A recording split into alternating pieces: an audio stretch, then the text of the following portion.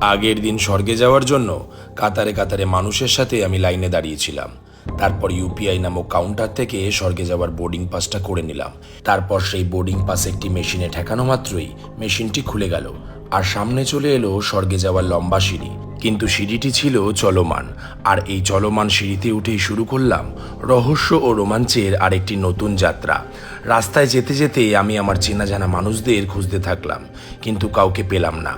হঠাৎ ওপরে উঠে দেখলাম কাতারে কাতারে মানুষ লম্বা লাইন দিয়ে দাঁড়িয়ে রয়েছে স্বর্গে যাওয়ার জন্য ট্রেন ধরতে।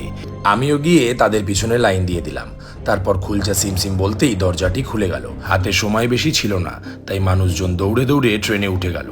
ট্রেনের দরজা বন্ধ হয়ে গেল এবং ট্রেনটি চলতে শুরু করলো। ট্রেনটি চলতে চলতে প্রত্যেককে প্রত্যেকের গন্তব্যস্থানে নামিয়ে দিয়ে নিজের মতন আবার চলে গেল। আর এটা ছিল স্বর্গের পাপ ধোয়ার মেশিন। সবাই সবার পাপ এখানে ধুয়ে ফেলতে পারে। আর সামনেই ছিল বাচ্চাদের খেলার জন্য অনেক বড় মাঠ।